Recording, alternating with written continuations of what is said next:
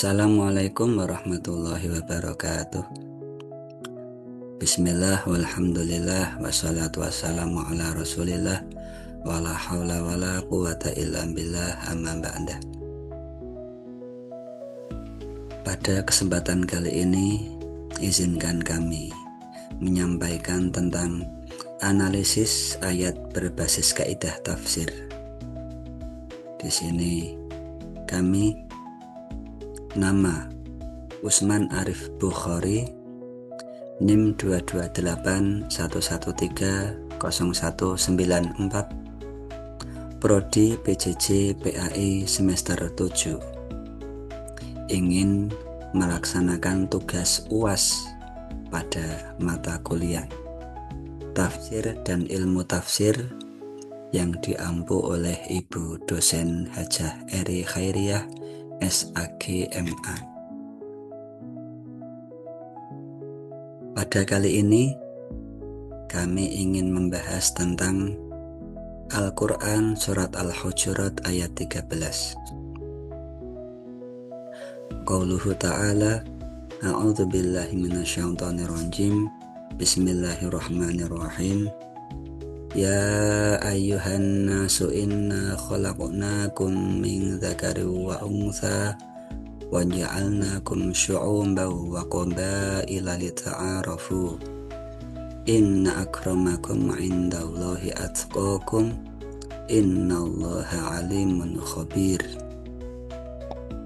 Wahai manusia, sesungguhnya kami menciptakan kamu dari seorang laki-laki dan seorang perempuan.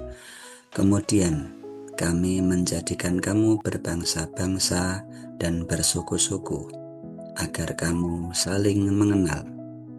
Sesungguhnya yang paling mulia di antara kamu di sisi Allah ialah orang yang paling bertakwa. Pada halaman ini kami tampilkan sampul serta identitas ayat yang memuat teks Arab dan terjemahnya sebagai dasar pembahasan.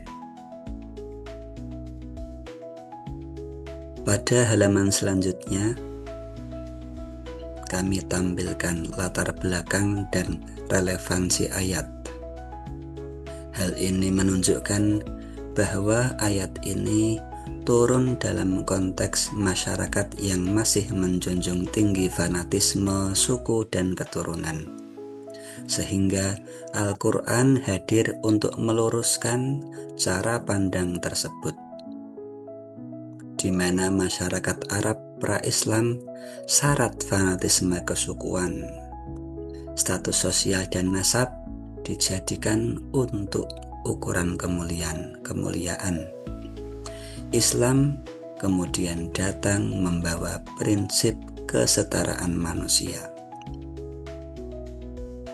Kemudian asbabun nuzul disampaikan untuk memperkuat pemahaman konteks histori turunnya ayat ini, bahwasanya ayat ini turun untuk menolak sikap membanggakan keturunan berkaitan dengan peristiwa sebagian sahabat yang merendahkan sahabat lain karena asal-usul dari mereka sendiri.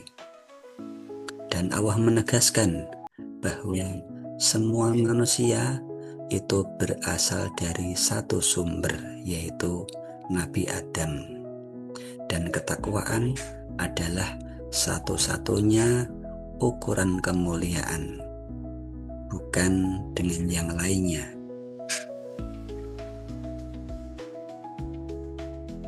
Pada halaman selanjutnya, kami membahas tentang latar penafsiran ayat.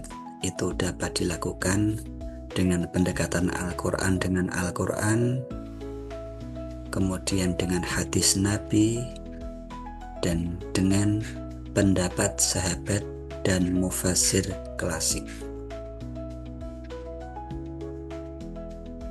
Pada ayat ini dikuatkan oleh ayat lain seperti dengan Quran Surat An-Nisa ayat 1 yang di dalamnya membahas asal-usul manusia itu sama. Kemudian pada Quran Surat Ar-Rum ayat 22 yang berisi perbedaan bahasa dan warna kulit itu sebagai tanda kekuasaan Allah. Maknanya apa? Maknanya perbedaan itu adalah sunnatullah, bukan alasan untuk merendahkan. Maka dapat difahami secara tekstual, rasional, dan spiritual, serta relevan dalam konteks sosial, pendidikan, akhlak, dan hukum.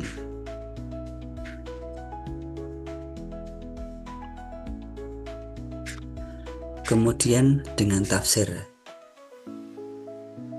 dengan hadis Nabi, la fadla li arabiyyin ala a'jamiyyin illa bittaqwa. Tidak ada kelebihan orang Arab atas non-Arab, dan tidak pula non-Arab atas Arab, kecuali dengan adanya takwa. Hadis ini menegaskan bahwa makna ayat sudah sinkron, kemudian menolak rasisme dan diskriminasi, dan menjadikan takwa sebagai standar kemuliaan. Kemudian tafsir dengan tafsir sahabat dan ulama klasik, bahwasanya para ulama itu berbeda pendapat dalam mentafsirkan. Adapun Imam Ibnu Katsir mentafsirkan bahwa ayat ini menghapus kebanggaan jahiliyah, di mana mereka itu suka membanggakan bangsanya sendiri. Dan Imam Al-Qurtubi mentafsirkan bahwa perbedaan manusia itu bertujuan untuk saling mengenal, lita'arofu, bukan saling membanggakan.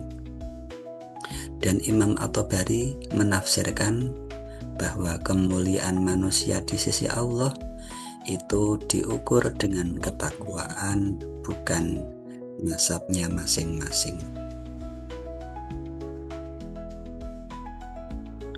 Dan pada halaman ini kami menjelaskan makna bahwasanya ayat tersebut pada lafadz khalaqnakum, semua manusia itu adalah ciptaan Allah, syu'uban wa qabaila, bangsa besar dan suku kecil, lita'arafu, untuk saling mengenal. Tujuan perbedaan adalah untuk interaksi sosial. Atqakum, yang paling takwa di antara kalian, menunjukkan superlatif dan menunjukkan takwa yang tertinggi.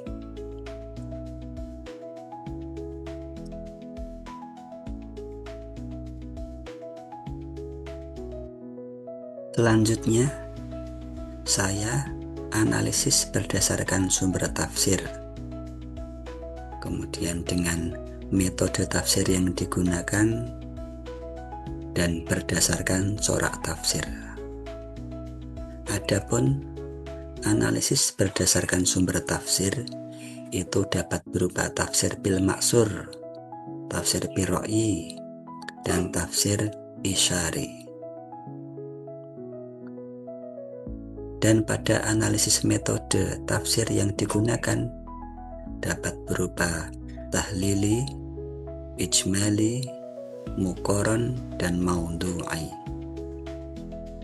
Dan pada tafsir berdasarkan corak tafsir itu ada kalanya dengan adabi ijma'i, tarbawi, akhlaki, dan fikhi.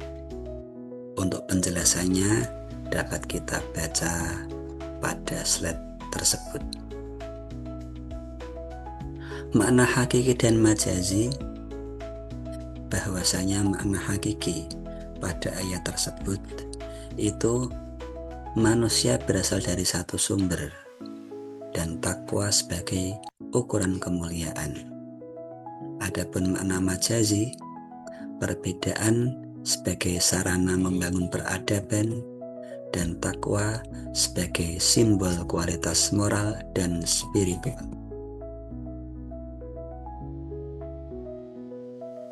Kontekstualisasi dalam tafsir Tarbawi serta kesesuaiannya dengan maqasid Al-Quran yang meliputi tauhid, keadilan, kemaslahatan, dan akhlak.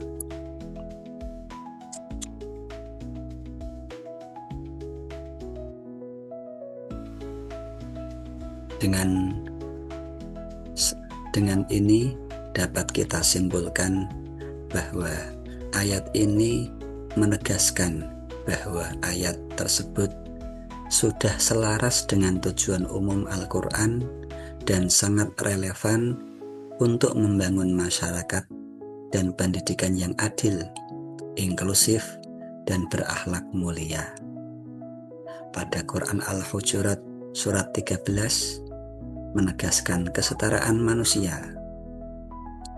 Perbedaan adalah kehendak Allah dan takwa menjadi ukuran kemuliaan.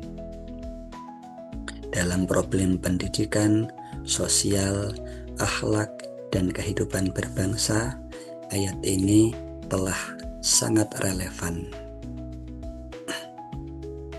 Berikut kami daftar referensi yang kami ambil, yaitu dari Al-Quranul Karim, Tafsir Ibnu Katsir, Tafsir At-Tabari, Tafsir Al-Qurtubi, dan Tafsir Al-Misbah karangan Syekh Quraisy Shihab. Sekian yang dapat kami sampaikan, kurang lebihnya mohon maaf. Billahi taufiq wal hidayah. Assalamualaikum warahmatullahi wabarakatuh.